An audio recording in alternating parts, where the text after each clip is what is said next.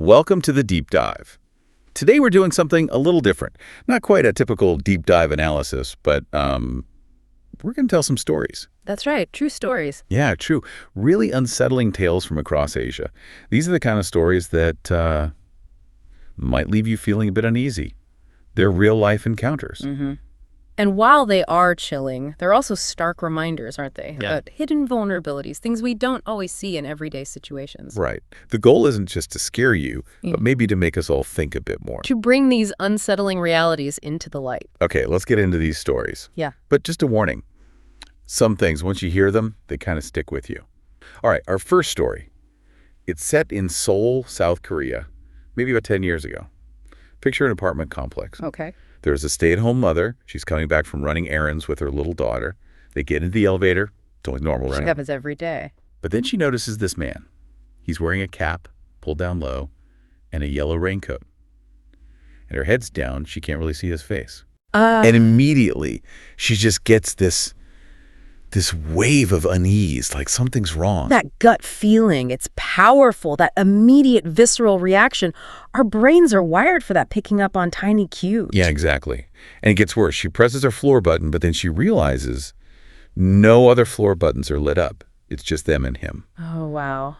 Isolated. He's carrying something wrapped in newspaper, held close to his side, hidden. Unknown object. That definitely ramps up the fear. Confinement, isolation, a concealed item, classic threat escalation. So she thinks fast, pulls out her phone, pretends to call her husband, who's actually at work. That's smart. And she speaks loudly. "Oh, hi. Yeah, I'm just on the elevator about to get off. Can you get the door for me?" Making it sound like someone's waiting right there. Creating a deterrent. Yeah. Good presence of mind. So the elevator gets to her floor. She grabs her daughter, steps out quickly, starts walking fast down the hall.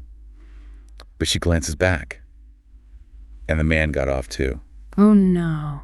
And he's following her, slowly. That slow walk is almost more terrifying. Right. So she gets to her door, starts banging on it really loud, shouting, "Yobo, Yobo, I'm home. Please open the door." Yeah. Yobo is like honey or deer in Korean. Trying to sell the illusion. And for a second, it looks like it worked. The man turns, starts walking back towards the elevator. It's you. Okay. But then she starts frantically punching in her key code. And the beeping sound gives it away. Ah, the sound. He knows. He knows no one's inside waiting. He turns around again, and this time he's running. Running straight for her and her daughter. Oh, my God. She yanks the door open, literally throws her daughter inside, and just manages to slam and lock it. He was inches away, just inches. Wow. She watched through the people as he just finally walked away. That is absolutely terrifying. And the most fascinating part, the chilling connection. Yeah. Months later, she saw the news. Serial killer Yoo Young-chul was arrested. And she recognized him. No way. Recognized the all-too-familiar yellow raincoat and the same hat. It was him. So she escaped a serial killer. It seems so. Which just makes you wonder, doesn't it? How many near misses like that happen? How many people narrowly escape something horrific and never even realize the full danger they were in? That's a heavy thought. Yeah. All right. Okay, let's shift gears. Different place, different kind of vulnerability. This story takes us to Okinawa, Japan, back in the 1980s. Okay. This one involves a very young child, just a baby, and her mother's vigilance. The parents were both U.S. Marines. Right. Stationed there. Yeah, living off base. And they felt it was a very safe neighborhood. Apparently super safe. Like seeing a 4-year-old walking home alone at 3 a.m. wasn't even cause for concern back then. Different times, different perceptions of safety perhaps, but that feeling of security can sometimes lower your guard. Maybe. So the father goes away for a week for training, leaving the mother alone with their 4-month-old baby girl. Okay. One night, the mother wakes up. She hears a strange noise. And because of her Marine training, she's a very light sleeper, instantly alert. Training kicks in. She thinks maybe the baby stirred. So she gets up, goes to her bedroom door, which was open, and she sees a strange Japanese man. Yeah. Standing by the crib, reaching in, trying to pick up her baby. Oh, my God. No. And here's a detail. Because of the heat, the humidity there, she was sleeping naked. Wow. Okay. Her reaction, pure primal instinct. Yeah. She grabs her husband's aluminum baseball bat. Good. And just chases this guy out of the apartment, screaming at him in English, using what little Japanese she knew, full-on protective rage. That fight or flight response, absolutely. Just pure protective instinct. Yeah. After he was gone, she checked every single lock, double-checked them, and then spent the rest of the night sleeping on the floor right next to the crib. I don't blame her. Absolutely terrifying. But the motive? Did she ever find out why? Well, this is where it gets even more disturbing. How so? The next day, she's talking to a Japanese friend, tells her what happened. And the friend warns her, says, you need to be careful. Blonde babies sell for a lot of money on the Japanese black market. Oh, no, so it wasn't random? It seems not. The baby was blonde with blue eyes. A specific target. That adds a whole other layer of horror. It connects it to potential trafficking, organized crime, exploiting a specific demographic trait, the child's appearance, for profit. Yeah.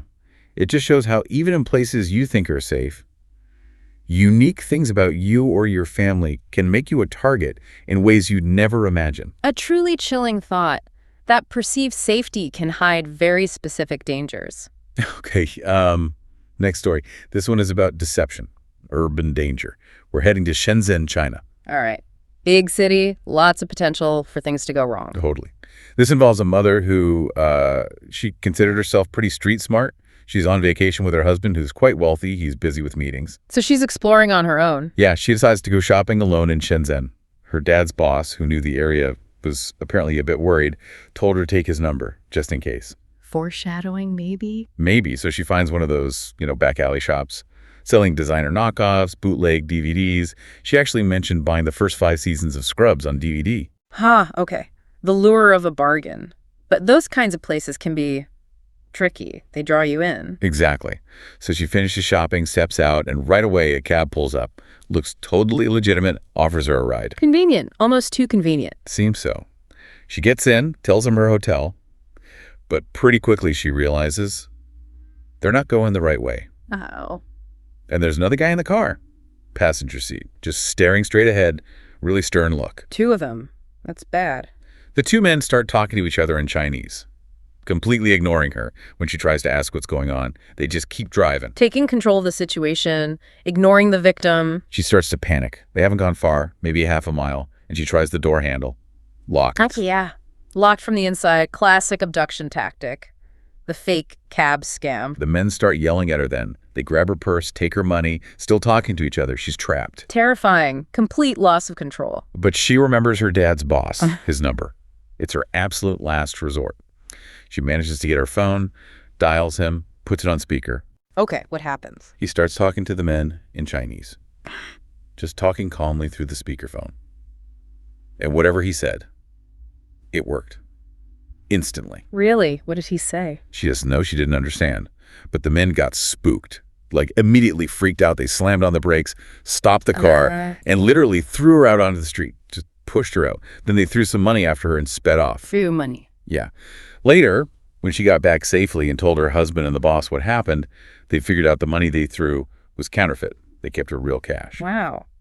So, robbery and attempted abduction start by a phone call. What did the boss say about the men? This is the really chilling part. The boss told her very calmly that those men were part of the Chinese mafia. Whoa. And that tourists especially, people just go missing in situations like that all the time. It's a common way they operate. The fake cab scam leading to abduction. So that phone call, it wasn't just a random intervention. The boss likely had some kind of influence or knew exactly who they were dealing with. Seems like it. It shows these hidden power structures, right?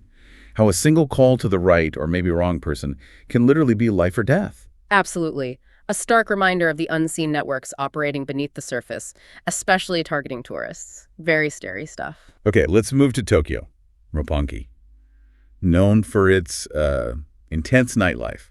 Yes, a definite tourist hotspot, but also known for some predatory behavior. Right. This story is from someone who was there, friends. As they were walking around, they kept getting hassled by Nigerian men trying to pull them into their bars. Yeah, that's a known issue there. They lure people in, sometimes drug them, run up huge tabs, and then intimidate them into paying or going to an ATM. Exactly. So the narrator knew about this scam. They kept saying no, moving on.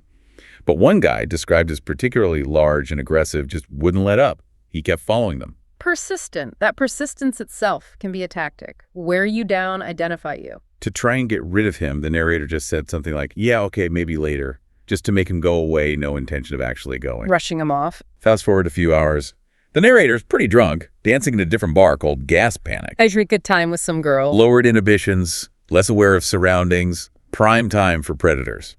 Suddenly, a hand clamps down on his arm. Hard. An iron grip, he called it. He looks up. It's the guy from earlier. It's the same large Nigerian guy. He pulls the narrator close, gives him this really sinister look, and says, "It's time to go to my bar now." Oh, man. Calling him that maybe later. That's aggressive. The grip was so tight it actually left a bruise. He looks around frantically for his friends. Nowhere. Gone. Lost in the crowd. Isolated. And then he sees two other men moving in, sort of flanking him, subtly screening him off from the rest of the dance floor, boxing him in. Coordinated. This isn't random. It's planned. They're isolating him for extraction. And then, the absolute kicker, he sees the club's bouncer, a large Japanese guy, coming over. But instead of helping, the bouncer just points for the exit, and he starts talking in Japanese with the Nigerian guy. They're clearly working together. Collusion, the bar's security is in on it. That's terrifying. The safe space is actually part of the trap. He realized they were just going to throw him out right into the hands of these three guys waiting outside. He didn't even wait for them to finish talking. He just bolted. Smart move. Run. Ran out the front door, down a dark side street, started making random, obscure turns, just trying to lose them. Found some shady spot to hide until he could eventually reconnect with his friends. Wow. Close call. He said he figures they were definitely going to rob him, at the very least. But given the planning, the collusion, he felt it could have been way worse. Absolutely. This perfectly illustrates that predatory architecture you mentioned. Legitimate-looking places, street operators, even security, all potentially working together to isolate and exploit vulnerable targets, usually tourists. It really makes you question the safety of places like that, doesn't it? Yeah. How much is real? How much is just a facade? It forces you to consider that, yeah. Trusting the environment can be dangerous if that environment itself is compromised. Vigilance is key. All right, our final story. And honestly, this one might be the most disturbing.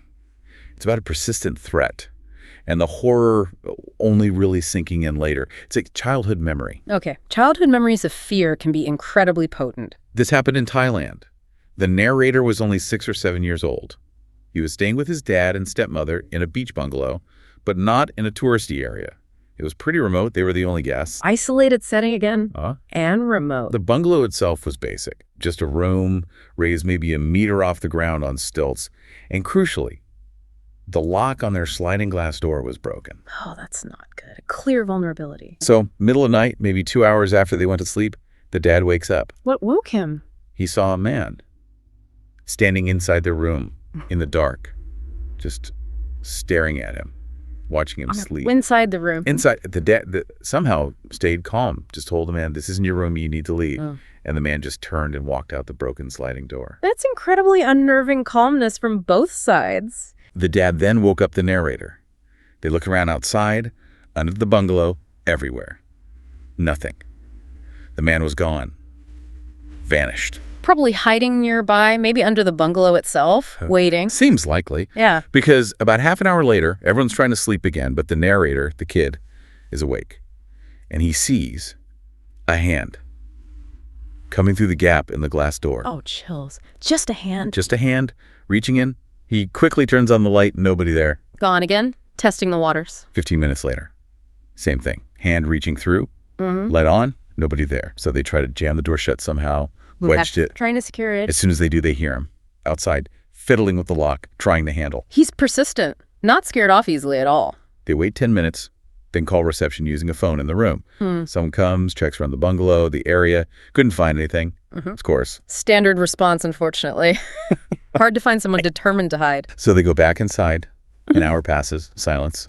The narrator is still wide awake, terrified now, and then he sees it. The man manages to unjam the door somehow, slides it open, and then he gets down low and crawls. Yeah. Crawls across the floor towards their bathroom. The narrator described it as like some sort of demon creature. Crawling, oh, that's deeply disturbing imagery. He crawls into the bathroom, turns on the bathroom light, and then just turns his head, looks straight at the narrator, and smiles. Smiling while staring at a terrified child. That's pure psychological terror. At that point, the smiling man staring, everyone wakes up from the commotion. They all scream, jump up, run out of the bungalow, straight to the reception building. Pretty bad. Again, staff searched, found nothing. They were clearly terrified, though, and moved the family to a special, more secure room right above the reception area for the rest of the night. They left first thing the next morning. I would too. Get out of there. The narrator said, at the time, being so young, he didn't fully grasp the danger. He was scared, yeah, but didn't process how truly terrifying it was. But looking back on it now, as an adult, It hits him. yeah, he says it gives him absolute chills. That makes total sense. The persistence of the intruder, the almost surreal calm, the crawling, the smiling, it's the stuff of nightmares. And the delayed understanding is key. Sometimes trauma works like that. The full weight only lands years later when you can process the implications. That image of him crawling and smiling, profoundly unsettling. It really is. A powerful reminder that horror isn't always immediate violence. Sometimes it's the quiet, persistent, smiling threat that lingers the longest. Wow. Okay, those were intense. A real journey through some dark corners. They really were. They show how quickly ordinary moments can flip into something terrifying. The hidden dangers, the dark side of human behavior. It definitely underscores the need for vigilance, for listening to that gut feeling we talked about. Absolutely. Situational awareness is critical. Understanding your environment, noticing anomalies, trusting your instincts. These stories, as grim as they are, serve as potent lessons in paying attention, even, maybe especially, in places that seem safe. Well, thank you for joining us on the deep dive for these true tales of terror. We hope maybe these insights give you something to think about, a new lens on awareness. Stay aware, stay safe. Yeah. And if these stories resonated with you, if you want more explorations into the unsettling side of things, please do like, share, and subscribe to our channel, Horror Docs. Your support helps us bring more stories like these to light. Until next time, stay safe out there. And remember, the best things happen in the dark.